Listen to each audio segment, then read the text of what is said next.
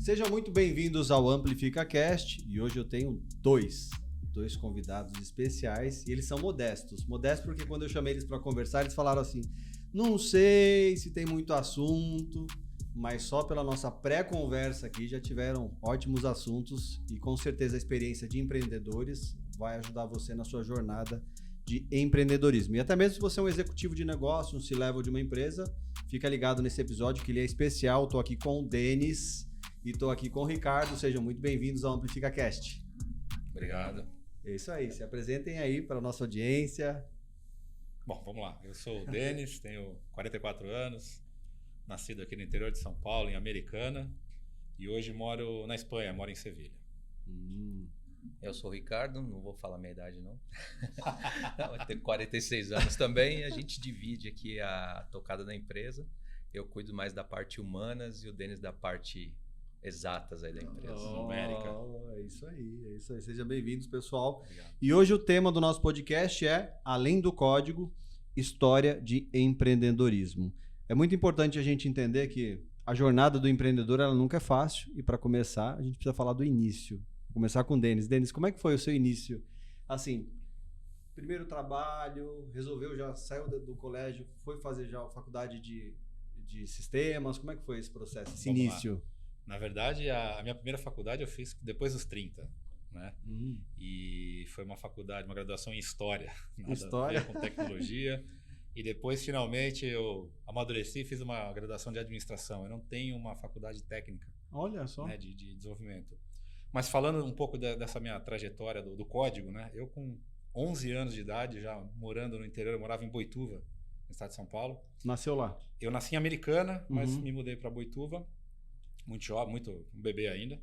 E ali eu tinha umas lojinhas de varejo que eu ajudava um amigo e a gente fazia já alguns sistemas. Olha só. Em uma linguagem já morta, chamada Dataflex, uma coisa assim do milênio passado. E quando eu me formei no primeiro grau, na 8ª série, né, eu resolvi fazer um colégio técnico ali. E então comecei o colégio técnico, o primeiro mês. Aí na primeira aula de laboratório eu tive que ensinar o professor a restaurar um backup no computador. Foi quando eu decidi que acho que eu já estava pronto para começar a ganhar dinheiro. Isso já tinha 14, eu tinha 14 anos. 14 anos. Me mudei para São Paulo. E Mudou sozinho? Mudei sozinho. Sozinho, com 14 anos? Meus pais ficaram... Aí, você com 14 em anos, quer ser Boituva. emancipado, tá aí a hora, ele vai contar como é que ele fez essa emancipação. Minha mãe ligou para umas tias e falou, olha, tem o meu filho aqui, ele vai ficar na casa de alguém. Depois a gente vê. Peguei uma mala de roupa, uma de livros técnicos e vim para São Paulo. E comecei ainda naquela época a gente buscava emprego em jornal. Comecei a ligar para os números de currículos e marcar entrevista. Teve até um episódio de uma entrevista que eu cheguei na empresa, ali em Pinheiros. A recepcionista olhou e falou, mas é você que vai fazer a entrevista? Falou, não, então não. Não dá, não vamos te atender. Sério? Verdade. Não passei da recepcionista. Muito novinho? Porque era um garoto de 1,5 m de altura, 14 anos de idade, ruivinho. Acharam que ele não teria competência. E aí eu fiz uma entrevista numa outra empresa que, aí sim, fui entrevistado por um líder técnico na época. Acho que eu posso falar o nome da empresa, é a Lynx, né? A Lynx Sistemas, que hoje é uma subsidiária da Estônia. E naquele momento eu fui entrevistado por um líder técnico que gostou. Uma segunda entrevista na mesma semana pelo dono da empresa e fui contratado. Então, com 14 anos, eu comecei a minha trajetória como programador nessa empresa para fazer o projeto de Windows e começar todo o negócio. Então ali começou a minha trajetória. Legal. Né? É importante, a gente tem um gancho bem interessante essa coisa de ele iniciar a carreira dele na Lynx. Depois tem uma surpresa aí, então fica até o final do episódio que vocês vão acompanhar qual é essa surpresa. O Ricardo, fala para mim, por favor, como é que foi o seu início profissional? O meu não foi na área de tecnologia, muito longe disso. A minha mãe era, na época, né, muito tempo atrás, também no século passado, o valor era ter um registro em carteira. Então tinha que ter um registro em carteira, ela queria que eu trabalhasse numa fábrica de antenas, que você tem que ser um robozinho ali, pedir para ir no banheiro e as máquinas param para você ir no banheiro e volta. E eu nunca gostei disso. Então aí eu comecei a trabalhar na feira, vendendo banana na feira. Por quê? Porque ali me dava liberdade de trabalhar, fazer a gestão de quanto ia vender, de quanto ia sair, de liderar a equipe, motivar a equipe. Então, por trás ali fazer daquele... o forecast. Tinha pipeline, forecast. Quanto que você vai vender nessa feira? Vou vender tanto. Pô, mas você banca isso? Banco. Até... Tem estoque suficiente, né? Até eu tava contando para vocês, teve um dia que eu cheguei e falei, cara, eu vou vender 150 caixas de banana nessa feira. O cara falou, você é maluco. Vendia normalmente 50, né? Ele falou, não, você é maluco. Eu falei, cara, eu banco. Ele falou, se não vender, você paga? Eu falei, sim. Se vender, você me paga o dobro? Sim. Acabei ganhando o dobro. Né? Olha só. Então, vendi. E sempre gostei de fazer isso. E vendendo banana na feira, eu ganhava tipo 3 vezes mais do que eu trabalharia na fábrica ali. Nossa. Horáriozinho e tal. Aquele negócio nunca foi a minha pegada. E aí, naquela época, você quer emprego? Faz qualquer coisa de informática. Aprende a ligar um computador, você tem emprego. Então, eu fui fazer ciência da computação. Cara, o que é ciência da computação? Nossa, eu vou ser o cara da NASA agora, né? Vou saber fazer ciência da computação. Sim. Fui fazendo, vi que era muita matemática e tal, mas fui estudando e sim, gerou... depois de 3 anos, aí gerou a primeira oportunidade de trabalhar com tecnologia, que daí eu entrei, meu primeiro trabalho com tecnologia foi na Proceda, que depois fundiu com a OptiGlobe e a Activity até hoje. Sim. Trabalhei 9 anos lá. Ali na parte técnica, trabalhando com a parte de EDI, com Unix, com tudo. Tem bons amigos daquela época ainda, que eu ainda mantenho contato. Então, foi ali que começou minha trajetória. Então, o business de vocês hoje também é importante, né? Ter essas conexões que vocês foram construindo ao longo da trajetória. Mas assim, pode falar os dois depois. Do aprendizado de vocês com relação a esse primeiro trabalho, trabalhar na feira, o que você mais aprendeu trabalhando na feira? Olha, eu posso dizer que ali eu acho que o bichinho do empreendedorismo me mordeu, porque é ali que eu vi que eu tinha como poder trabalhar, ser mais ousado, fazer toda essa parte que eu gostava de trabalhar com equipe, com time, tanto que depois dessa parte do aprendizado, da base ali, que eu trabalhei muito tempo com a parte de sistema operacional, o meu próximo passo foi ser gerente de projeto, porque daí você não é aquele cara que mete a mão na massa, primeiro estágio que mete a mão na massa, mas você faz a gestão de uma equipe, a gestão de um time e faz uma entrega de um projeto. Então, você faz a entrega de um projeto até que, com o tempo de carreira, eu saí dessa área de gestão de projeto e migrei para a área comercial, que foi daí eu não saí mais. Voltando ainda nessa questão da feira, para trabalhar na feira vendendo, ou você pode esperar os clientes chegarem até a barraca, ou você pode, por exemplo, você falou da meta aí das caixas de banana. O que você teve que fazer, por exemplo, para vender as caixas? Você teve que fazer algo diferente, porque só vendia 50. Sim. Ali é muito... Precisava ser tímido? Era tímido? Você era tímido? Cara, assim, eu sou tímido até hoje. Acha que não. Acha que não. Mas sou, é verdade. Tipo, eu tava contando quando a gente ganhou o prêmio lá da Exame, há uns anos atrás, eu tive que subir no palco ali de uma premiação da revista Exame, com 5.000 pessoas ali. Cara, eu tava tremendo que uma vara verde ali, né? Mas, cara, aí você... respira, bota o personagem e vai. Então, assim, tímido eu sou até hoje, mas eu tive uma oportunidade no colégio que eu fiz teatro. Eu acho que ali foi aquela coisa que você tá com medo, você tá tremendo, mas você vai indo, ainda se solta, quando vê, foi. Então, eu uso muito disso até hoje. Então, quando eu falo que eu sou tímido, ninguém acredita. Cara, você fala pra caramba, tá... Sim, mas eu sou tímido, é que eu consigo passar por cima disso para a gente ter as coisas que a gente quer na vida. Então, se você ficar tímidozinho no teu canto ali, talvez você não consegue, ainda mais a gente, estando na frente da empresa, você precisa ir falar com o cliente, você precisa ir lá oferecer nosso trabalho, você precisa ter uma presença. Mesmo no back-office, né? Você não pode deixar a timidez te dominar, né? Claro. Como tudo, né? Você não pode deixar nem a timidez, é o medo, né? Deixar o medo te travar. Então, você tem que vencer o medo. Abrir uma empresa é vencer o medo, né, gente? Com certeza. Vamos lá, né? Abrir uma empresa é aquele trabalho diário ali de vencer o medo, vencer os receios. Muita gente, olha, como você disse no início, né? Talvez pessoas que são um pouco mais jovens que a gente acham que a gente é um oráculo, que a gente... Cara, não, somos pessoas normais, iguais, com um pouco mais de cabelo branco. E que aceitam tomar alguns riscos. Né? Riscos, tomar não na cara, errar, acertar. Denis, quando você falou lá dos seus 14 anos, sim, como é que foi essa questão assim, da ruptura, assim, né? De ficar longe da família, você veio para perto de tios...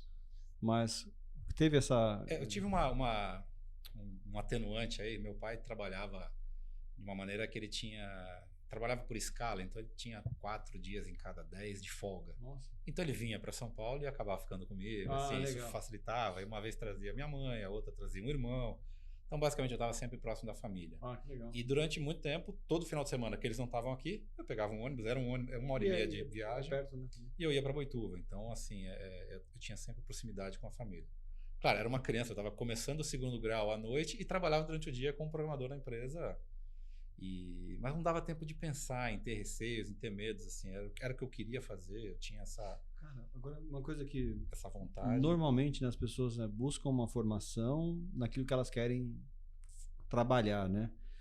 No seu caso, você não tinha formação na parte de desenvolvimento, você era um autodidata. Isso. Como que você começou, assim, essa vontade de aprender desenvolvimento, aprender a desenvolver, criar código? Acho que foi um pouco de influência do meu pai. Meu pai não tinha nada a ver com tecnologia. Meu pai trabalhava na Sabesp, né? Trabalhava lá no dia a dia da Sabesp. E certa vez ele falou, computador era um assunto muito falado, em 1991, né? O cara falou que agora faz o curso de qualquer curso de informática que você vai ter trabalho. Liga o computador, tem emprego. Meu pai fez diferente. Ele foi lá e comprou já era antigo, mas comprou para os 4 filhos um MSX. E aí falou, façam o que vocês quiserem fazer com isso. E aí eu descobri que tinha lá a linguagem Basic e comecei a me interessar. Isso eu tinha 10, 11 anos de idade. E aí, no ano seguinte, meu pai foi lá e comprou um PC XT usado. Então, a gente foi evoluindo sempre. E já com essa... Fazendo um upgrade no parque. Fazendo upgrade. Até o momento que eu já começava a programar, já fazia algumas coisas. Comecei a ter cliente em parceria com um amigo, né? Porque eu era uma criança. Sim, sim. Mas ajudava ele e ganhava meu dinheirinho fazendo sistema para lojinha, para não sei o que lá no interior. Até o momento que eu já sabia alguma coisa de tecnologia, já estava, né? Já tinha consciência do que eu estava fazendo. Foi quando eu decidi que eu iria por esse caminho. Independente de faculdade ou não. Isso foi um diferencial lá, né, na hora de você entrar na Lynx? Foi um diferencial. Muita coragem, porque tudo que me perguntaram se eu sabia, eu dizia que sim. Nossa. Sabe, sei. Algumas coisas não sabia. Mas quem estava te entrevistando também não devia saber. Não, né? mas na área de tecnologia, né? Era muito recente. O que você não sabe, você vai achar em algum lugar. Exatamente. Você vai pesquisar, né? Exatamente. Mas depende, né? Hoje é fácil. Antigamente não tinha Google, não. Então, antigamente não tinha, né? Eu tinha lá meus livros de 700 páginas. Eu lembro que meu irmão trabalhava num provedor de internet, e aí na época ele começou a trabalhar com Linux, aí eu tava em casa, meu irmão é mais velho, ele me chamou assim do lado no computador, vem cá que eu vou te mostrar um negócio. Ele mostrou uma tela preta, começou a dar uns comandos LS, não sei o que. Eu falei, o que é isso? Ele falou, então, é Linux. Você vai aprender isso aqui? Eu falei, não, muito chato, eu não quero isso não. Cada um vai por um lado, né? Mas é engraçado, porque depois desse meu primeiro chefe, ele, como uma anedota, falava, chegou um menino aqui que o pé não encostava no chão, na cadeira, falando que sabia tudo. Eu falei, vou contratar só para ver o que ele sabe mesmo, né? E no final acabou dando certo, né? Mas foi um pouco de coragem e inconsequência, não sabia, né? Uma criança. Então, e aí você seguiu carreira na área de desenvolvimento, mesmo, na área técnica? Segui carreira na área técnica. Eu trabalhei como programador até hoje, na verdade. Hoje eu sou CFO da companhia, mas eu também sou o cara que faz o RP da companhia. Legal. É muito mais E desenvolve o quê, o RP da companhia? Em ASP.NET Core, em .NET Framework, né? Um pouco de Python, tem um pouquinho de cada coisa. Eu gosto de fazer, e por que eu faço RP? Justamente para me manter atualizado. Sim. Se não é a minha obrigação desenvolver, é um hobby hoje. Legal. Eu gosto de programar. Gosto de fazer isso e é uma paixão, então... E vender, como que é essa questão assim de vender? Você se formou em tecnologia, começou a trabalhar com gestão de projeto, mas depois começou a migrar para a área de vendas. Será que foi porque lá atrás as vendas começaram na feira e você sentiu que aquilo era sua... Eu acho que foi mais... quando você coloca o vender assim, eu acho que o peso é diferente, né? Quando eu comecei, eu cuidava de uma conta, que a gente fez um projeto muito bem sucedido. Ao final desse projeto, tinha a oportunidade de cuidar da conta. Que consequentemente você faz as vendas dentro do que a gente chama em vendas de farm. Você não é um hunter, você é um farm, mas você já conhece todo mundo. Então o vender dentro de um cliente vem antes do que? Da confiança que o cliente tem em você, do quanto você trabalha e cuida dele de verdade. Sim. Não se preocupa com as necessidades. Não, cara, que às vezes o vendedor tem até aquele estigma meio pejorativo que é você só vai lá para vender, né? Então, não, na verdade você vai lá, você tem que ver que você está ajudando. Você está ajudando a pessoa a acelerar alguma coisa, conquistar alguma coisa que consequentemente é uma venda. Mas é consequência. A venda eu acho que é uma consequência. Você tem que ir lá e oferecer algo que a tua empresa pode ajudar aquela pessoa. Tipo, a gente trabalha com bancos e outras empresas de outros setores que eles precisam acelerar o desenvolvimento para atender um time to market ali. Então a gente monta squads de 30 pessoas em 15 dias, bota para trabalhar lá, o cara consegue entregar o projeto dele rapidamente, pronto. Então isso é uma venda, mas isso na verdade eu estou acelerando, estou ajudando ele. Então você tem que ter alguma coisa que seja boa, diferente para você vender de forma natural, vamos dizer assim. Porque se você vai vender, você não vai pegar, pô, vendo caneca. Eu vou chegar e vou lá e vou falar, cara, compra minha caneca. Se ele não precisar de caneca, ele não vai comprar. Então, tem esse diferencial aí de uma venda consultiva para uma venda goela abaixo. Não, muito bom. E essa história de carreira e do empreendedorismo, como é que foi essa virada de chave, assim, para vocês, do empreendedorismo? Primeira empresa... Depois podem comentar da DQR. Bom, eu acho que a primeira vez que eu saí da Lynx, a primeira vez. Isso é importante falar. Você saiu da Lynx, quando fala saiu, ele saiu literalmente da empresa, foi trabalhar em outro local, né? Isso. E depois voltou. Legal você comentar também por que você conseguiu sair e conseguiu voltar também, teve portas abertas. O que você sempre prezou na sua carreira e o que sempre te norteava? Legal, isso é importante. Assim, eu saí da Lynx 3 vezes e voltei, tá? Sempre tive um relacionamento assim excelente com o time, com as pessoas da empresa. Então, sempre que eu saía, eu deixava essa porta aberta, né? Assim, por que eu saí? Todas as vezes que eu saí, eu queria tentar algo diferente, tentar algum processo, alguma coisa diferente. Da primeira vez eu tinha um objetivo. Quando eu saí, eu entrei em 94 na Lynx a primeira vez, saí 1 ano e meio depois, então no meados de 95. Depois eu saí em 98, também tinha um outro objetivo, e depois eu saí 2 vezes e voltei na terceira. E aí, falando um pouco de empreendedorismo, eu saí em 95 porque eu tive a oportunidade de ter um produto meu dentro de uma empresa. Um antigo chefe do meu irmão, através dele, me contratou e falou, olha, esse produto que você desenvolveu era uma coisa que eu tinha um produtinho paralelo, não tinha nada a ver com a Lynx. Eu acho interessante, eu acho que a gente consegue comercializar isso. Então ele negociou comigo, uma porcentagem da venda era minha, eu trabalharia com ele, só que tinha uma pegadinha, eu teria que fazer a venda, né? Pelo menos a venda técnica, né? Assim, pré-venda. Eu admiro muito o Ricardo porque ele vende até o trabalho de vendedor, mas eu sou péssimo com vendas. Mas ia lá o Denis junto com um vendedor e eu tinha que fazer a apresentação do produto, mostrar. Era um produto técnico, né? Era uma coisa que eu dominava o assunto, mas assim, tinha 15 anos de idade, ir lá para uma usina de açúcar, falar com o pessoal técnico para vender um negócio para ele colocar lá dentro, deixava nervoso. Deixava nervoso. Mas foi interessante, porque eu tive a chance de começar a ter o gostinho pelo empreendedorismo, porque cada venda que era efetuada, eu tinha um percentual daquela venda. Tinha um êxito, né? Então isso foi bem legal. Acho que esse foi um pouco do primeiro gostinho de ser um empreendedor. E ao mesmo tempo, sempre eu estava trabalhando, mas no meu horário livre, quando eu podia, eu pensava em algum produtinho ou outro. Então, sempre, por todos esses anos, eu sempre tinha um freelancer, alguma coisa que eu ia lá, fazia o meu produto, vendia, tinha lá meu cliente. Sempre fui assim. Né? Legal. Mas nessas suas indas e vidas, para Lynx, teve um momento que você saiu para abrir um próprio negócio. Isso já mais recentemente, né, em 2014, eu saí da Lynx para fundar uma empresa. 10 anos, já faz 10 anos. 10 anos, não tá tão recente. O tempo voa, né? Na verdade, eu saí em 98 para começar uma empresa de internet. A internet estava começando no Brasil, então eu fui participar de um projeto lá. Aí acabou não dando muito certo, né? Assim, teve aquela bolha de internet que estourou. Dos .com, né? Isso, estourei junto, voltei para a Lynx, mas a porta estava aberta. Esse foi a importância do bom relacionamento, né? Aí voltei para a Lynx em 2002 e fiquei até 2014 lá, trabalhando como como desenvolvedor. Depois eu fui gerente do meu time de desenvolvimento, né? Então teve toda essa área. Nunca comercial, mas gerente técnico, gerente da equipe, né? E tudo. E saí em 2014 para fundar a Único, que foi uma empresa que exatamente, que eu fazia, que a gente tinha um produto de cashback, promoções, que era conectada nos PDVs, né? Ou PDV ou no site. Então a Lynx era meu parceiro.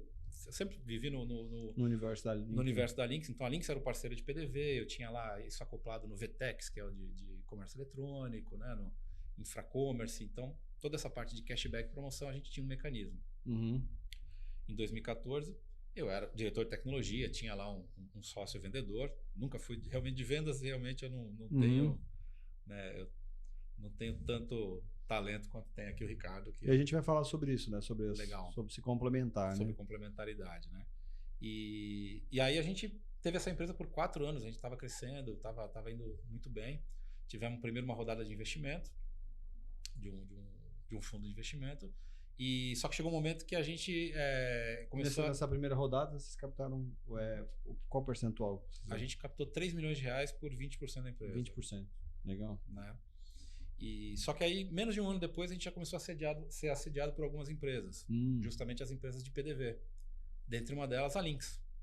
Então, e no final, em 2018, a Lynx fez uma oferta e a gente vendeu a empresa para a Lynx. Você vê, gente, ele trabalhou tão bem lá na Lynx que ele entrava e saía, voltava para trabalhar, depois abriu uma empresa, vendeu a empresa para a mesma empresa.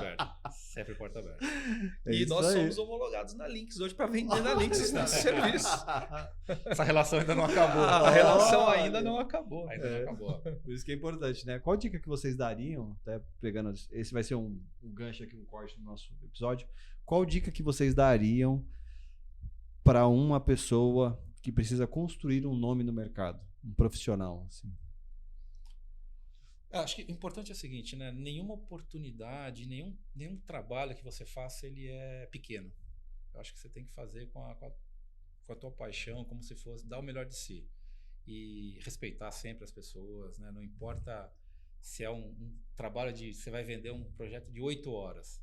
Trata isso como um possível negócio que pode crescer e virar a tua nova empresa, porque de fato acontece, assim, o que a gente encontra de gente com quem você já trabalhou, e hoje, apesar da gente ter aí 44, 46, já estamos cada um com seus 30 anos de trajetória, né? É muito comum você encontrar as pessoas de novo e é bom você ser bem lembrado, né? Falar, você é uma pessoa de confiança, você fez bem o seu trabalho. Legal. Né? Eu acho que é o que você vende, assim, mais do que vender projetos e produtos, você vende teu nome, tua reputação.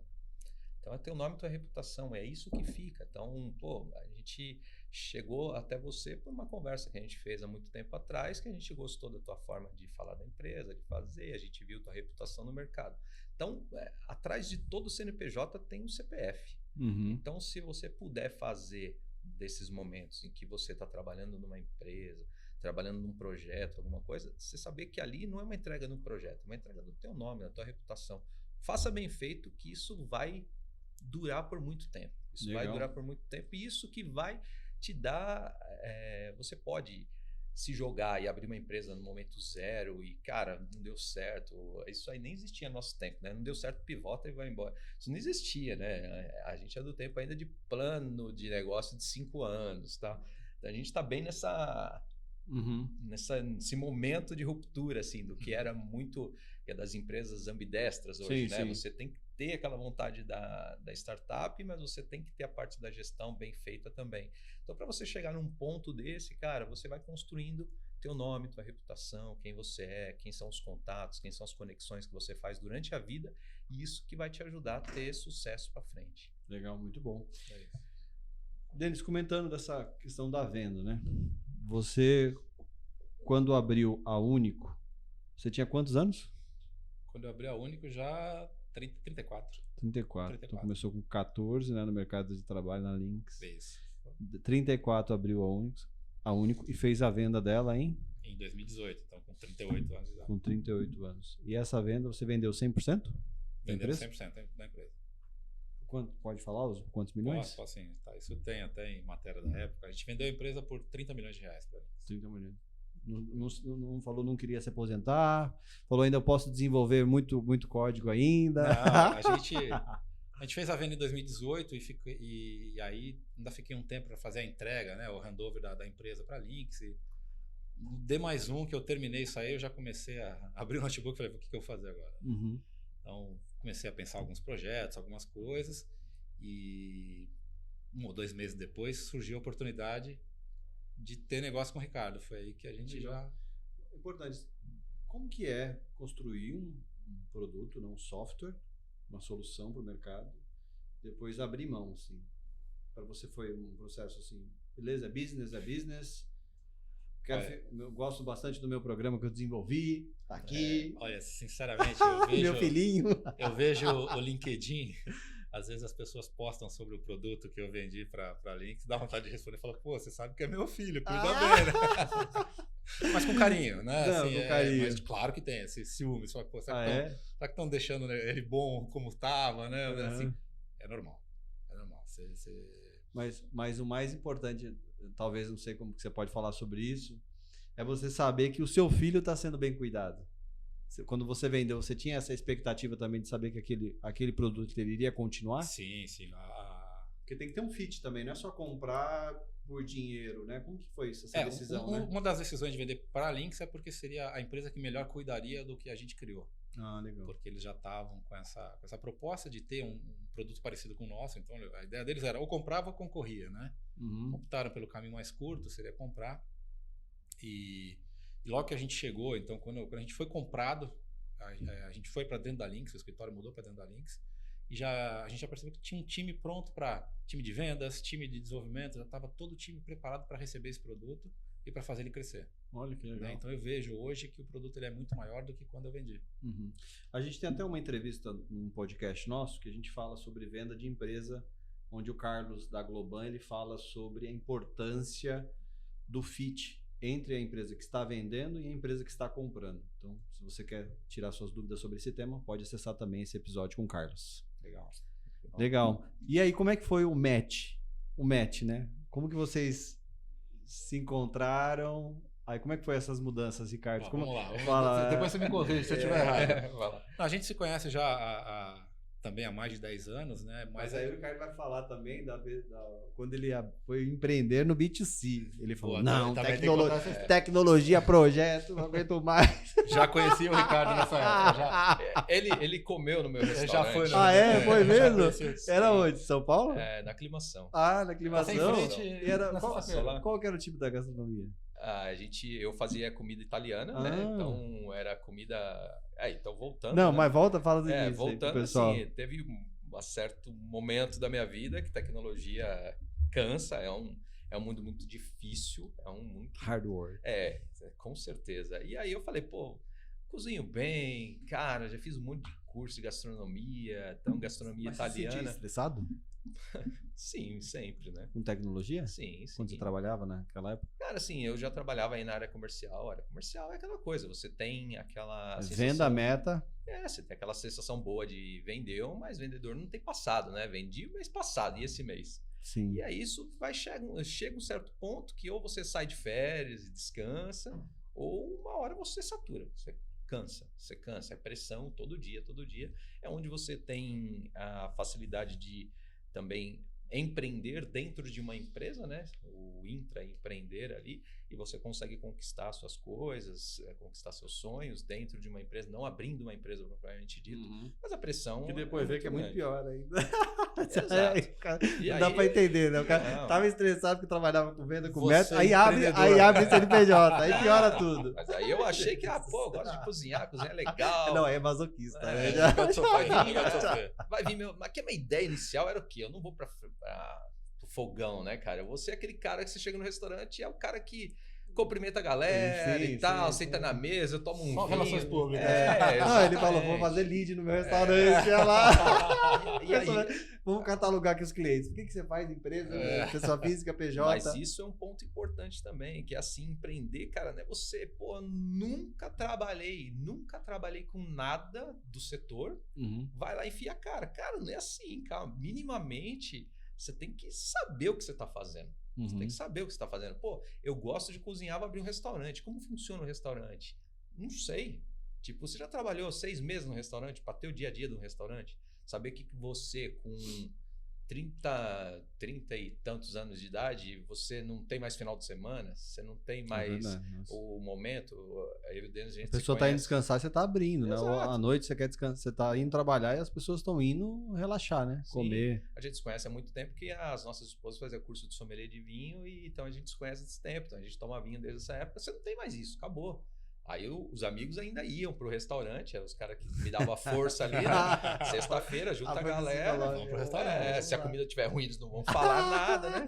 Mas não, a comida era legal, mas assim, a gente percebeu que daí tem uma série de coisas que você, por não ser do setor, você não faz direito. Então, assim, durante a semana, aquele bairro cheio de casa, cheio de tudo, era bem antes da pandemia, então as pessoas saem para trabalhar. Quem fica para comer? As pessoas dos comércios, tal. Esse pessoal comer rápido, voltar. Não vai comer no restaurante italiano. Ou come uma vez por semana, mas não é todo dia.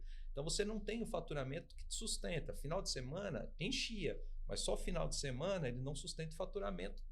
Então a conta não fechava nunca. E aí eu tive que ir para o fogão. Então você tem lá um fogão não é um fogãozinho de 4 bocas, você tem um fogão de 14 bocas ali na tua frente para pilotar aquele negócio, e comida, e sair, aí tem 6 pratos, os 6 tem que sair ao mesmo tempo. Cara, eu vi que existe coisa pior do que a tecnologia. E aí voltei para a tecnologia. Não, mas peraí, nesse gancho ainda do restaurante que eu vou entrar, mas nós vamos cavar um pouquinho mais aqui no restaurante. Então trabalhava. Qual que era o dia da folga? Nenhum. Não tinha? Dia da folga. O restaurante não abre de segunda.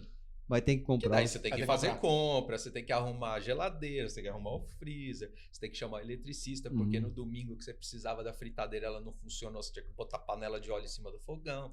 Folga? Isso não existe, cara. Você sabia que esse podcast ele é da Amplifica Digital? Se você ainda não nos conhece, acesse o nosso site amplificadigital.com.br e lá você vai conhecer um pouco sobre o que a gente faz, os nossos serviços, o que a gente entrega para o mercado, para empresas de diferentes segmentos. Você também vai ter a oportunidade de conhecer o nosso portfólio, os nossos cases de sucesso. Você vai ter a oportunidade também de falar com um de nossos especialistas. Te convido a acessar agora amplificadigital.com.br e se você precisa de um parceiro estratégico para te ajudar nas ações de marketing digital B2B ou B2C, fale com a gente e agende uma reunião agora.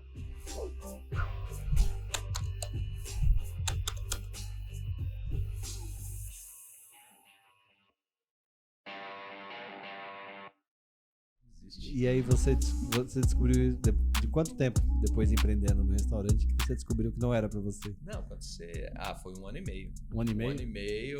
Mas você vendeu lá? Não, fechei. Fechou? Prejuízo. Deixei de pagar a prestação do apartamento.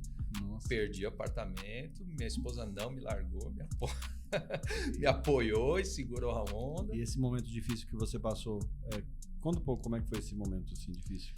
Cara, é incrível porque assim, fechou, quebrou tal, e eu podia estar desesperado. Aí eu tinha minha esposa que sempre é mais pé no chão, sempre trabalhou em grandes empresas e segurou a onda ali e tal. E eu tinha dentro de mim uma paz estranha. É uma paz, cara, acabei de quebrar, acabei de perder minha casa e como que eu tô em paz? Cara, não sei, eu tô em paz. Eu acho que eu precisava daquilo para ver que, primeiro, tente evitar misturar teu hobby com profissão, talvez o teu hobby é o teu momento ali de extravasar. Então não traz esse hobby para pro dia a dia ali, que daí ele deixa de... Primeira coisa, ele deixa de ser hobby, ele vira uma profissão. Ele deixa de ser hobby e vira uma profissão. Sim. Então tem assim uma válvula de escape ali, seja ela qual for, para você ter um descanso para tua mente. E eu tava, cara, parecia uma missão cumprida, sabe? Pô, legal, tô bem. E agora, o que eu vou fazer? Cara, vamos em frente, vamos fazer. Que daí começou a vir esse lado empreendedor de novo, pensando na tecnologia. Eu voltei para a empresa que eu estava antes de abrir o restaurante, saí de porta aberta e quando que também fechei o restaurante, o pessoal me chamou de volta. Foi muito legal, eles me apoiaram também. Então você vê a mesma coisa que o Denis falou, a importância de sair bem, com a porta aberta, que, cara... E ter oportunidade de volta, né? Exatamente. E qual que foi a importância da sua esposa nesse momento difícil que você passou? Cara, assim, foi desde quando eu cheguei para ela e falei, eu vou largar tudo e vou abrir um restaurante porque eu preciso fazer isso. Ela me apoiou. Todo mês, quando a conta não fechava, ela tirava do salário dela para completar a folha de pagamento dos funcionários. Então, foi a importância total, né? Eu puxaria um gancho também, acho que um pouco da história do começo da Único é muito parecido. Porque, assim, eu não tinha capital para colocar no caixa da empresa nada. A gente começou, eram 3 aventureiros, vamos começar 3 pessoas. 3 pessoas, 3 sócios. Vamos começar um negócio e ver onde a gente vai chegar, né? E então, o que eu consegui negociar com a Lynx foi que eu fui demitido. Para mim foi ótimo, porque eu consegui lá receber fundo de garantia, aquela maravilha. Isso me ajudou a sustentar, porque o primeiro Prolabore, que a Único me deu, foi com 15 meses. Né? E aí eram R$3.000. Para quem pagava apartamento, financiamento lá pagava 10, não estava fechando a conta, né? Sim. Mas assim, foi uma luta. Eu ia para o escritório, levava marmita, levava almoçar, não dava para sair para comer, porque não tinha dinheiro. Era fazer a empresa acontecer primeiro, depois pensar em ganhar dinheiro. E no meio disso, nesses primeiros meses também, minha esposa também era funcionária da Lynx, saiu. E, mesma coisa, o fundo de garantia dela foi injetada no capital da família, né? Tudo que ela tinha de dinheiro lá que ela pegou também colocou para apoiar esse projeto, né? Então a gente estava aí trabalhando o dia a dia. E como que é essa questão assim, né, de você acreditar? Porque quando você começa a trabalhar, você acredita que aquilo vai dar certo. Sim. Só que tem aquele tempo, né? Aquela curva de você começar a ter os primeiros clientes, de aumentar faturamento. E às vezes você até precisa contratar pessoas e não tem pessoa suficiente. Você precisa se virar, né? Equilibrar os pratos, fazer múltiplas funções. Como que foi isso aí? Né? Trabalhando 12, 16 horas por dia.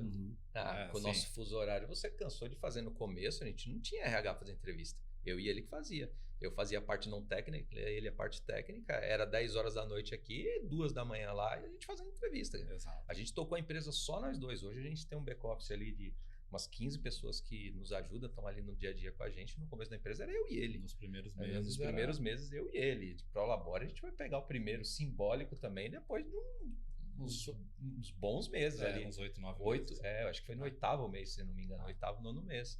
E aí que tá aquela coisa aí. Porque não sei, assim, nossa audiência tem pessoas que querem empreender, né? Que estão trabalhando e às vezes eu não entendo muito bem o que é o Prolabore. O que é o Prolabore? Comenta só. O Prolabore, assim, simplificando, ele é o salário do empreendedor, né? É o salário do dono da empresa, né?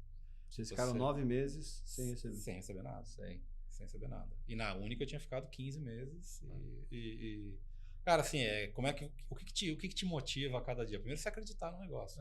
Vai dar certo, né? E segunda, teu sangue tá ali. Você tá... Não tem plano B, né? Não tem plano B. Você não pode ter, eu acho que esse negócio de, eu vou fazer ali parcialzinho, 2 horas por dia e tal. Cara, não. Ou você mergulha de cabeça e tá 100% nesse negócio que ele vai dar certo. E você ter esse apoio da família que eu e ele tem também, isso. Cara. Pô, pensa, eu tinha acabado de empreender. Fali, perdeu o apartamento. Eu chego depois de alguns anos... Nessa época você lembra mais ou menos da dívida que você entrou? Cara, não. Assim, a gente não ficou com tanta dívida, porque a dívida maior foi perder o apartamento, perder o casa, perder essas coisas, mas a gente... Como é que foi esse baque, assim, de... Cara, não é gostoso, né? Todo mundo sabe. Então, assim, primeiro você tem um monte de equipamento que você vende por uma fração do que você pagou para pagar. Pô, primeira coisa eu vou pagar todos os funcionários. Porque os caras também precisam disso, né, para seguir em frente. Paguei todo mundo, aí depois você vai enrolando, você vai renegociando. Você vai renegociando com todo mundo. Eu lembro que teve uma época, quando eu abri a empresa, eu estava com uma dívida mais ou menos de R$500 mil no banco. E eu chegava para trabalhar, o celular não parava de tocar. E eu tinha que trabalhar com o celular virado, assim, para ter os primeiros clientes. E para aquilo não me atrapalhar, não roubar minha paz mental para eu poder focar naquilo que eu tinha que fazer. E eu não... O boleto chegando, as contas, as cobranças e tudo mais. E eu lembro que uma vez na época eu atendia a gerente assim do... Vou até pegar o celular. Eu atendia a gerente do banco. Aí eu falei para ela, eu vou te pagar, mas eu só preciso me concentrar aqui para poder gerar faturamento na empresa. É isso. E foi isso. Olhar para frente, né, cara? Eu acho que a parte mais importante é você ter esse suporte que a gente teve, assim, né? E a minha esposa na época também, que era então namorada, ela acreditou no projeto também. Saiu da empresa para trabalhar com a gente. Cara, e é um pouco disso, assim. Você não sabe quando essa curva vai virar. Uhum. Então, eu não sabia também. E é muito fácil quer dizer, é difícil aceitar, mas é muito comum você desistir quando você está no quase, né? Então, o apoio familiar para nossa história foi importante para isso. Minha esposa igual, assim, a gente na época da Única eu trabalhava 12, 16 horas por dia, de domingo a domingo. E qual o conselho que vocês dão para uma pessoa que está empreendendo, que está passando um momento difícil na empresa, seja ela, porque o problema às vezes quem fala assim, quando eu faturar mais eu vou ter menos problemas, os problemas só se tornam maiores, né? Qual o conselho que vocês dariam para a pessoa que está passando por um problema parecido, assim, está empreendendo, mas não está tendo resultado ainda naquele momento que ela espera? Eu acho que o primeiro é saber o que você está fazendo, né? Porque não adianta você falar, a frase poderia ser assim, acredita. Cara, mas você não pode também acreditar cegamente, tá? Você tem que estar com os pés no chão e saber que, cara, eu estou fazendo certo e isso vai dar certo. Você pode ter também aquele momento de você dar... Falar que não vai mais, né? Exato. Como você fez, né? No caso. Exato. Você chega ali e fala, cara, puta, aqui é o meu limite. Daqui para frente, aí eu já não vou estar dando o meu tempo, eu vou estar dando minha saúde. Sim. Aí eu vou estar dando meu relacionamento. E aí a conta começa a ficar mais alta. Começa a ficar mais alta. E assim, fazer uma reflexão de se de fato o que você está fazendo é aquilo que você domina, né? Porque se você não tem uma base sólida de onde você está se metendo, você pode ter problema. Porque você está navegando num lugar desconhecido, num terreno desconhecido, né? Acho que é importante ter a confiança no que você está fazendo. E o conhecimento. Isso é fundamental. Sim, legal. Agora, uma coisa importante, até esses dias, já faz mais de ano, esses dias, porque o tempo passa. Já falou 10 anos, esses dias foi vendo, fez 10. O Ricardo, uns poucos meses da empresa, ele falou, pô, eu tenho uma sensação, todo dia que eu acordo de manhã, eu falo, puta, a gente vai ter problema, assim, eu preciso ter a empresa mais sólida, não sei o que. Eu falei pra ele, fica tranquilo que essa sensação você vai ter todo dia. Só vai piorar. Todo dia.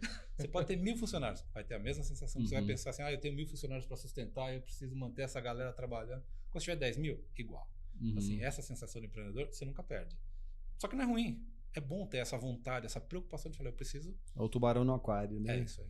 Cara, você vem lá, tipo, plano de saúde, cara. Plano de saúde a gente paga ali, tem mais de 200 vidas no nosso plano de saúde. A gente olha assim e fala assim, cara, olha o tamanho da responsabilidade.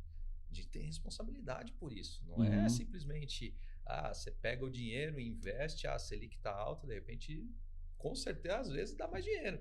Mas não é só isso, que é o que você falou no começo, não é só dinheiro, cara.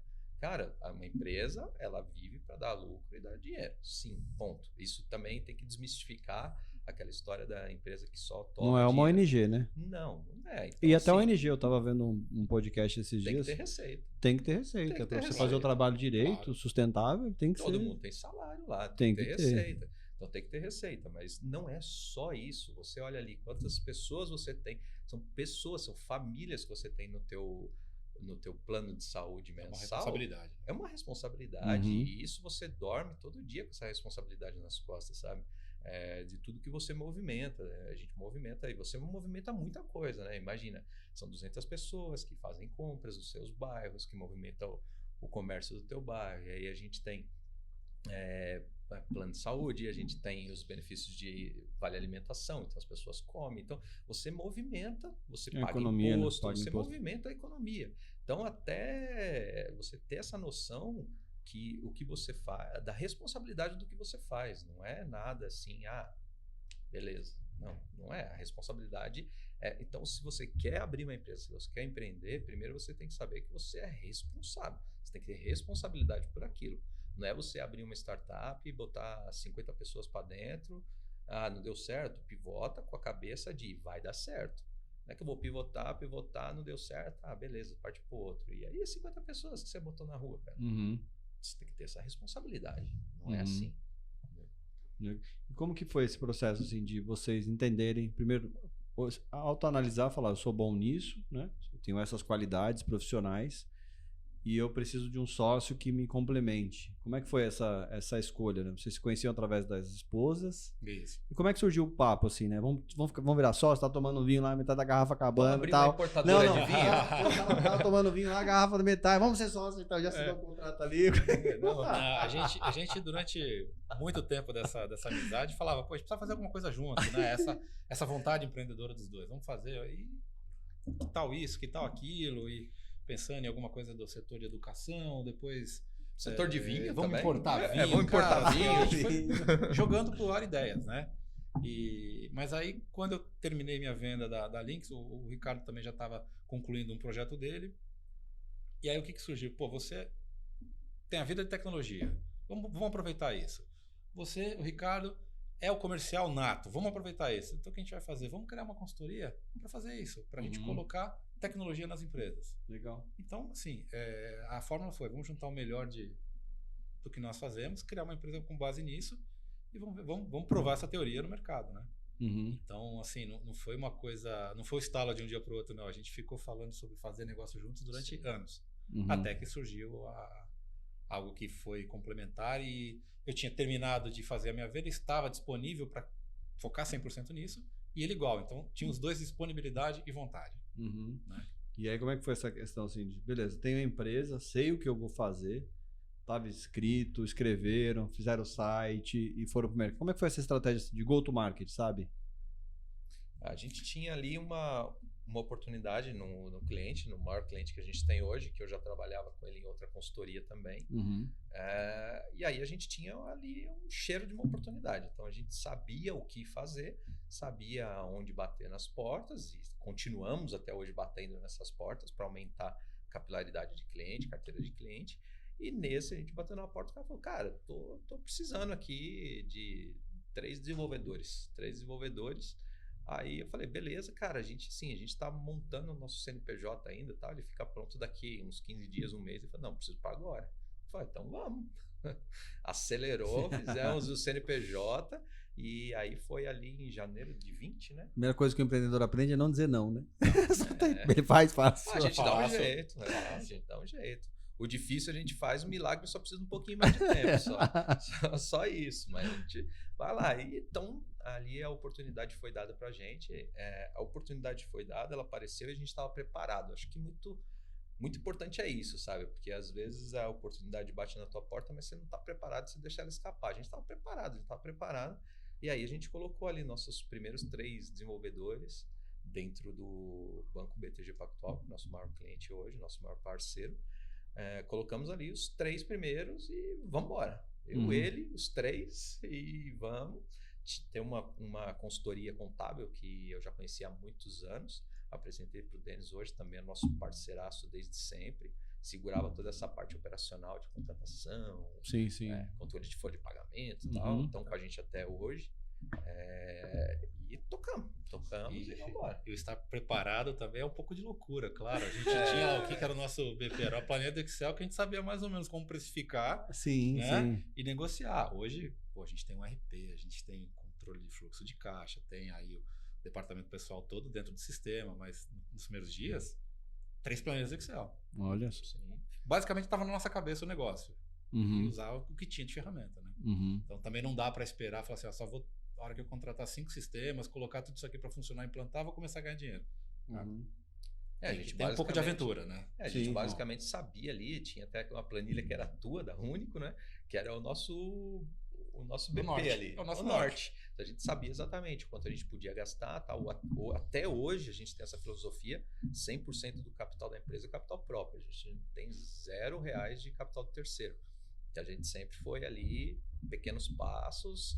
Vamos contratar mais? Vamos, ter que faturar mais. E aí foi indo, a gente foi crescendo consistentemente. Né? Como que é essa questão assim de criar esses indicadores, né? Porque você já tinha uma experiência de uma empresa vendida e tal, mas como que é criar esses indicadores?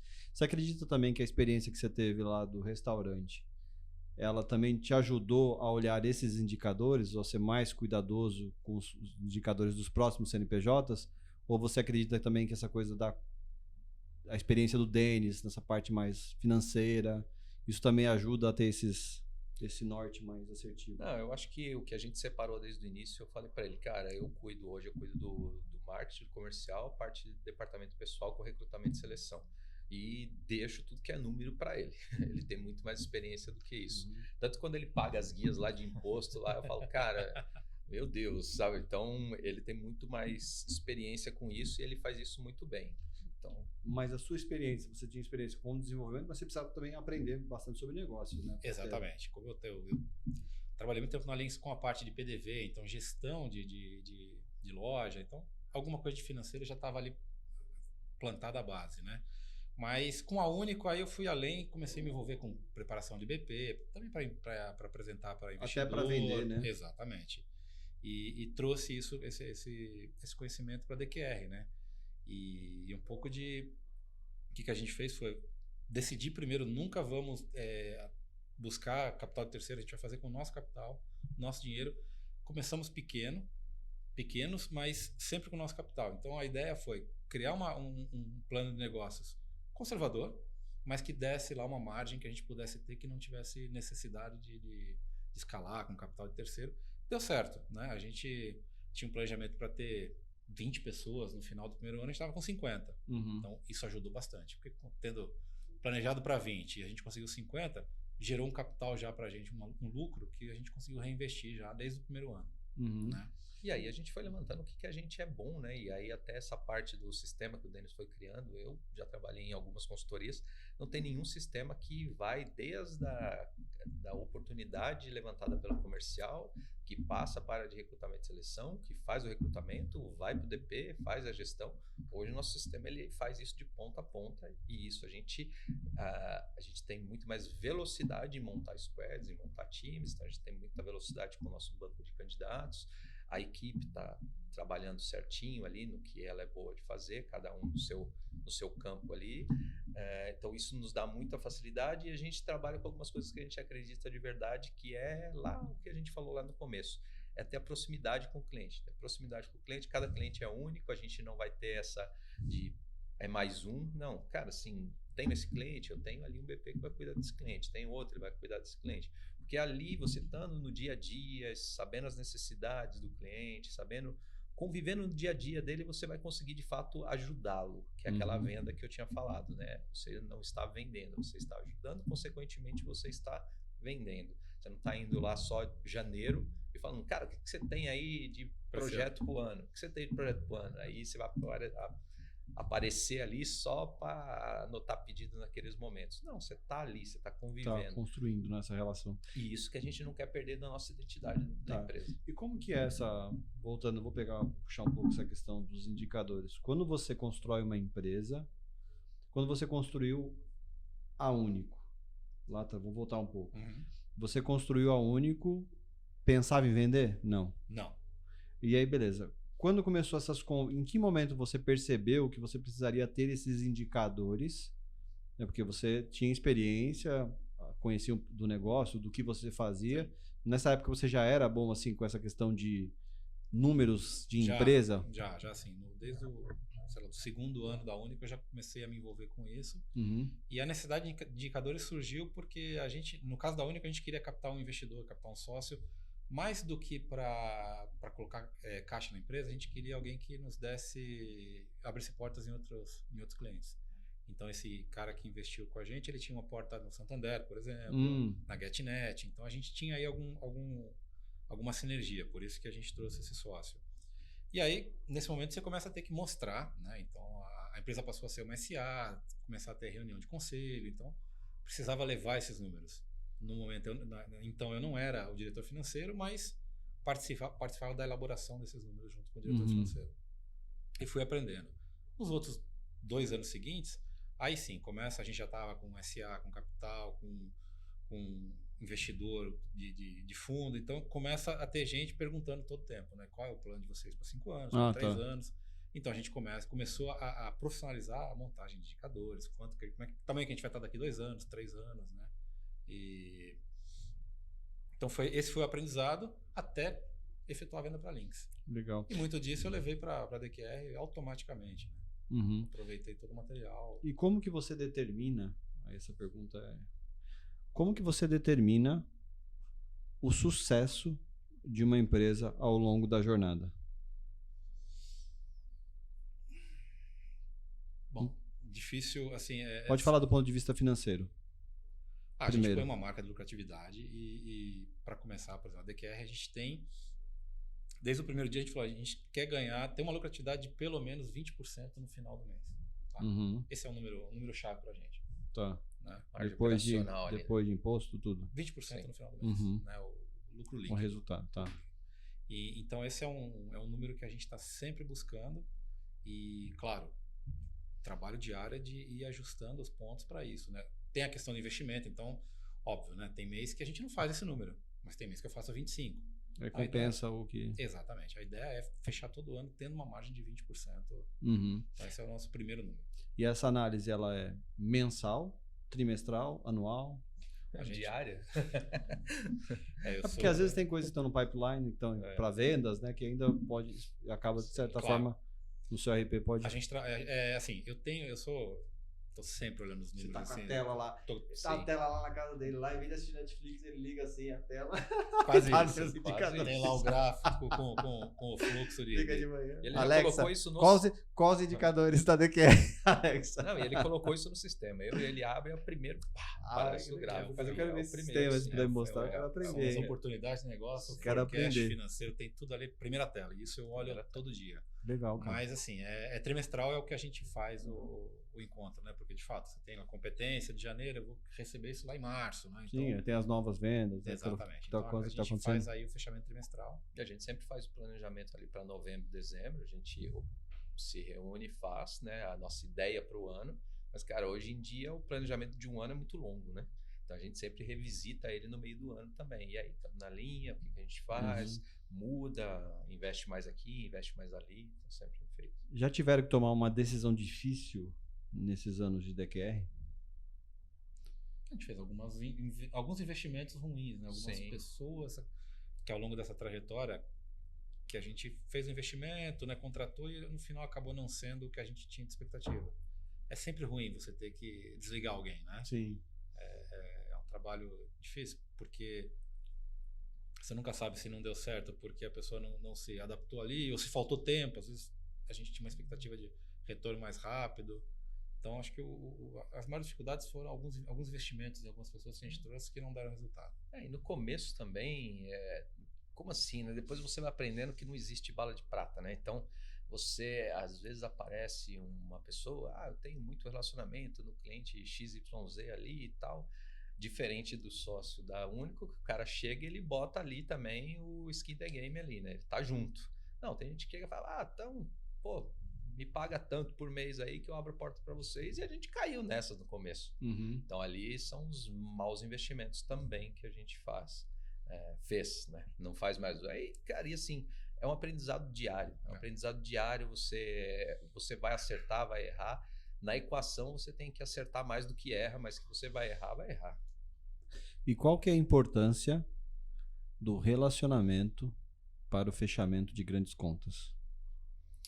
Cara, assim, o que abre porta, o que te abre... Às vezes você tem grandes contas que você não tem nem a oportunidade de mostrar o teu trabalho, tal, não sei o quê. Então, o relacionamento, sim, ele te abre a porta de pelo menos você ir lá se apresentar, falar, mostrar e poder mostrar que realmente você faz um trabalho bem feito. Porque a gente não tem um produto Não, cara, a gente só faz o mesmo do que muitas consultorias fazem de alguma forma diferente. De alguma forma diferente. Então, mas para você mostrar essa forma diferente, normalmente você tem que ter a oportunidade de trabalhar e mostrar que realmente você tem essa proximidade. Porque todo mundo fala, né? Proximidade com o cliente e tal, não sei o quê.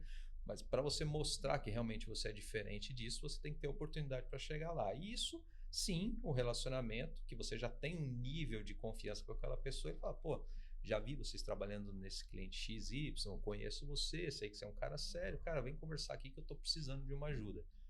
Cara, o relacionamento, com certeza, ele encurta caminhos, né? Você pode participar de uma RFP e se provar numa planilha ali? Pode, mas, cara, assim, é muito mais difícil, você quebrar essa barreira, sabe? De poder ter a oportunidade de mostrar que você faz realmente alguma coisa diferente. E isso é o relacionamento. Isso é você se relacionar, você ter relacionamentos verdadeiros, eu diria, tá? Não é aquele cara que vai para evento e só vai ali fazer relacionamentos superficiais para estar ali. Não. Porque daí essa pessoa talvez ela não tenha a credibilidade de um bom relacionamento. É ter relacionamentos verdadeiros. Isso eu acho que ajuda, sim. E o que vocês acham assim que é mais importante ao longo da trajetória da DQR que se tornou um diferencial? Essa é uma pergunta difícil, né? Acho que o relacionamento, por exemplo, quando vocês começaram a ter essa proximidade com o cliente, do histórico, isso contribuiu para ter negócios na empresa? Sim, eu acho que assim, os clientes que a gente trabalha hoje são clientes grandes. Então você não trabalha em clientes grandes há tanto tempo se você não faz um trabalho bem feito. Tá? Então hoje nosso cartão de visita é esse. Pô, com quem você trabalha? Trabalha aqui, ali. E esses caras eu trabalho lá há 4 anos, 5 anos e tenho uma equipe grande nesses clientes. Então isso por si só já é um cartão de visita que mostra que você trabalha direito. Certo. Então isso sim te dá uma ajuda hoje já, depois de certo tempo já da empresa estabelecida, isso te ajuda, é como se fosse um cartão de visita. E a gente tem até atestados de capacidade técnica que o cliente assina, te dá. Então você vai concorrer a uma RFP que você não tem relacionamento, que quer preencher uma planilha, você anexa esses atestados de capacidade técnica que os outros clientes te dão. Pô, esses caras são bons, esses caras trabalham sério, esses caras aqui a gente tem tudo certinho, todo mundo CLT, todos os impostos pagos, tudo bonitinho, a gente taxa ali que tá tudo bonitinho, tá tudo certo, que é uma empresa séria, uma empresa que faz direito. E isso vai te dando nome no mercado devagarinho, vai te mostrando e um vai falando com o outro e você vai sendo reconhecido. Hoje tem cliente que chega pra gente e pede pra gente fazer uma apresentação porque o outro falou e tal. Então, isso até é o ponto de vista quando fala de pessoas, né? E falando um pouco de número, eu acho que a gente tem um diferencial que a gente é muito transparente até no nosso preço, tá? Então, eu consigo apresentar para um cliente nosso, olha, eu vou contratar essa pessoa aqui, ela ganha tanto, esse funcionário. E eu consigo desmembrar para ele dizer, olha, eu vou te cobrar isso aqui e explico exatamente para ele quanto vai custar cada coisa, cada custo, cada tributo, e está aqui meu lucro. Transparente, ele sabe quanto eu estou ganhando. Né? Então isso também é um diferencial, né? Não tem uma caixa preta. Meu preço, ele é... Sim. A composição do meu preço ela é aberta para o nosso cliente. Isso mostra também a importância da gestão do custo também, né? Sim. E a transparência, porque você vai mostrar e o cliente vai olhar diferente, né? Ele vai olhar, pô, não é que um cara que ganha X, eu pago Y. Né? Ele vai olhar, não, você tem esse tanto de margem. Tá, esse tanto de margem, o que ele significa? Cara, ele significa não ter gestão com plano de saúde, com vale-refeição. A gente cobra homem-hora em muitos projetos, né? Quando não é esse projeto fechado, um squad. Ele sabe que a gente faz a gestão do risco operacional como um todo. Pô, se tem um feriado, a gente paga, não cobra. A pessoa teve algum afastamento médico, a gente paga, não cobra. Então ela sabe que esse percentual, na verdade, é o seguro do carro, né? Você está pagando o seguro do carro quando você precisar. E assim, na visão de vocês hoje, a gente falou muito lá, né, da esposa ajudar no momento difícil e tal. Como que hoje vocês conseguem equilibrar, né, trabalho, tempo com a família? Tem filhos? Não. Ele tá no forninho, ele tá preparando. A esposa tá grávida. Legal, parabéns. É interessante. E como que é que equilibrar tudo isso, né? Porque não teve um começo que teve muito sacrifício, né? Sim. Mas eu acho que hoje em dia, não é só o nosso caso, acho que é geral, né? Você mistura muito o trabalho e a vida fora dele. Não existe mais a vida fora do trabalho, né? Ainda mais porque eu trabalho dentro da minha casa, eu tenho um escritório na minha casa. E eu que sou sócio da minha esposa. Bom, minha esposa é minha sócia também. Né? Então, assim, durante o almoço eu comento assuntos do trabalho e ela me pergunta detalhes sobre tal tema. Isso, assim, permeia o dia a dia. De domingo a domingo, o que a gente tenta fazer, puxa, estamos aqui no sábado para lazer, eu não quero falar de DQR, né? Não quero ouvir falar o nome do Ricardo. Mas é algo assim, mas é o dia, 24 horas por dia, o tema tá aí, né? O trabalho tá aí. Tem alguma válvula de escape, assim? Que você... O Ricardo, eu também agora tem feito isso, a gente pratica um pouco de esporte, então eu jogo lá pádel, que é um... O que é pádel? Pádel é uma quadra um pouco menor que a de tênis, uma raquete parecida com a do aqui tem beach tennis. Beach tênis, mas é muito comum na Espanha, então é muito fácil jogar lá. Não sabia. Então eu jogo pádel e aí tenho, além do meu escritório em casa, eu tenho também uma academia em casa. Então basicamente eu me resolvo ali. Legal. Né, fazer um pouco de esporte, que é a válvula de escape. Legal. Em casa eu acho que esse assunto também é muito tranquilo, sabe? Não tem momento que a gente chega e fala assim, não vamos falar de trabalho. Cara, ela fala do dela, eu falo do meu, isso vira um assunto normal, sabe? E Um o vinho normal. também, né? Que a gente compartilha a paixão pelo vinho em casa, então isso também é outra. Inclusive, toda vez que ele vem pro Brasil, ele traz vinho pra mim, isso é ótimo.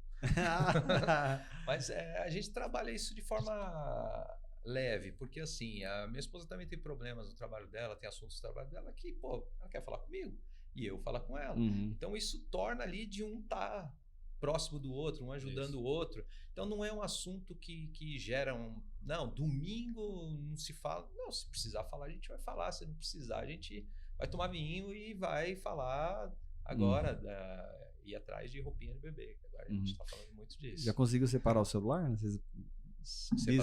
Business de cá, o pessoal, é um número só? Cara, eu tenho um número só, nunca precisei separar, não. Mesmo porque a gente no começo, depois de um tempo, a gente começa a falar assim, quando for verão na Europa, você fica de stand-by na sexta e quando for verão aqui, eu fico de stand-by e a gente reveza isso, né? Aí hoje a gente trabalha muito bem isso, então também legal. na sexta-feira a gente tá sempre online ali, tá sempre com o celular, tudo, mas a gente não fica na frente do computador. Sim. A gente consegue revezar isso, então... que legal. Quando precisa, a gente sabe o que precisa, não precisa um falar pro outro que precisa, a gente sabe que precisa, a gente sabe que precisa, vamos fazer. Se não precisar, cara, eu toco aqui. Eu toco, só te chamo numa emergência. Se tiver alguma coisa, só te chamo numa emergência. Se não, eu resolvo. E a gente troca muito bem isso e tranquilo.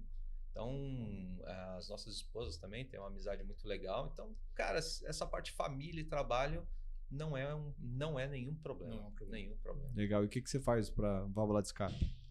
A gente bebe vinho. Você que o vinho é importante. E eu agora, depois de muita teimosia, parei de jogar futebol e agora tô aprendendo a jogar tênis. Tá indo pra Roland Garros, falou? Desde pra Roland Garros. Desde janeiro, eu tô aprendendo a acertar a bolinha na raquete. E, pô, isso tá bacana, tô curtindo bastante.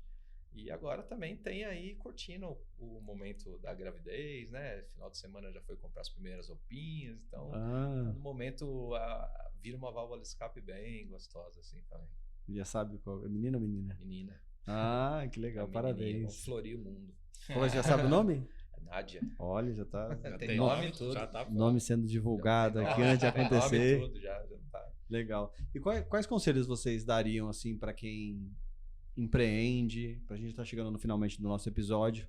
Mas qual que é o conselho que vocês deixariam assim para quem está empreendendo? A gente pode falar naquilo que você é bom, por exemplo, parte financeira, pode dar exemplos assim. Acho que o fundamental, cuidado para misturar a finança pessoal e profissional e corporativa. Esse é fundamental, assim.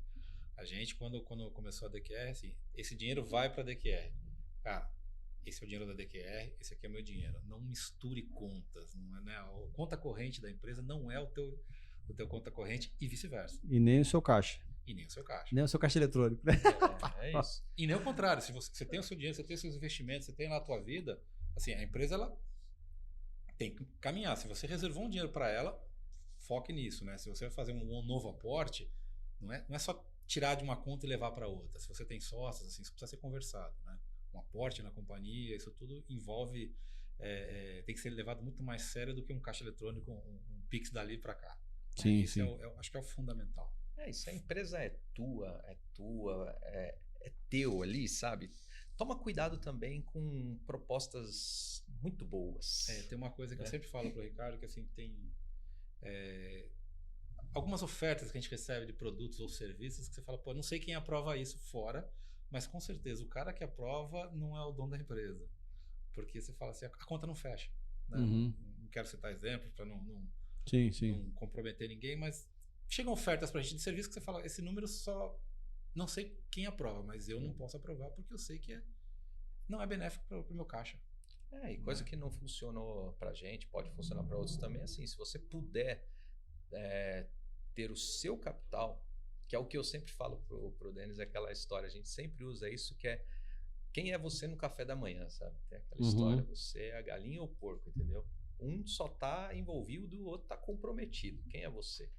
Porque vem alguma coisa, o quanto você está disposto a perder o controle da tua empresa. Talvez você, por um imediatismo de pegar um dinheiro hoje, que talvez se você trabalhar direitinho, você vai ter esse mesmo dinheiro daqui 3, 5 anos para frente, mas a empresa é tua, o controle é teu. Você vai fazer alguma coisa imediatista, você perde o controle da empresa toda e você vira um passageiro na tua empresa, entendeu? Você perde o controle daquilo. Por exemplo, o nosso é essa parte da identidade, sabe? De tratar bem os clientes de uma forma diferente, ter um BP cuidando da conta. Se a gente recebe um aporte grande e a gente perde o controle da empresa, a pessoa que vem, que toma esse controle, pode ter uma filosofia diferente disso. E aí, cadê a empresa que a gente construiu com essa filosofia? Acabou? Então, isso talvez você também tem que ter ali a sua salvaguarda ali, se é o momento de fazer isso ou não. Por exemplo, às vezes a gente até conversa, às vezes vale a pena você vender 100% da empresa. A empresa legalmente 100%, mas não fica ali como passageiro da tua empresa, entendeu? Sim. Então, isso é um ponto que, se o conselho fosse bom, não dava, vendia, né? Mas se eu puder falar alguma coisa para alguém, é assim, cara, a empresa é tua, você fez isso, você acredita nisso. Então, quem você vai trazer, a gente tem uma afinidade muito grande, cara. A gente se separa direitinho, eu confio nele, ele confia em mim. Você vai trazer mais alguém para trabalhar com a gente, minimamente a gente tem que confiar nessa pessoa. Com certeza. A gente tem que ter a mesma mentalidade. Ou chegar a pessoa e falar, ó, cara, a filosofia da empresa é essa. Nosso diferencial é esse. Você topa isso? Topo. E aí, conversa com calma, alguma coisa nesse sentido. Então, eu acho que se eu pudesse falar alguma coisa olhando para trás, seria isso. Legal. E para as pessoas te acharem vocês nas redes sociais? LinkedIn. Qual que é o LinkedIn? Fala aí. Não sei, meu LinkedIn. Denis, nome, sobrenome? Bom, eu sou Denis Rodrigues, Denis com Y. Rodrigues, acho que vai ser fácil Colocar de encontrar. Denis mais DQR, ou Denis e DQR na frente, Denis vai DQR, achar. Vai encontrar. O meu Ricardo DQR também vai achar, porque também rede social, sou péssimo nisso. Ele é o Ricardo Rodrigues, mas não é o meu irmão, meu primo, nada. Não, Tá? É uma grata coincidência. Ah, é? Porque o seu também é Denis. Sou Denis Rodrigues e ele é Ricardo Rodrigues. Nós somos irmãos. E DQR também não é Denis, Ricardo e qualquer outra coisa. O Quixote, não é? E para achar a DQR no LinkedIn, DQR? DQR Tech. DQR Tech. O Então, site beleza, também. pessoal. Obrigado. Denis, obrigado, Ricardo, pela Obrigado. participação. Foi um prazer receber vocês aqui. Fiquem ligados no AmplificaCast. Vou deixar também nos comentários desse podcast as redes sociais do Denis e também do Ricardo. Até a próxima. Valeu. Tchau, tchau. Valeu.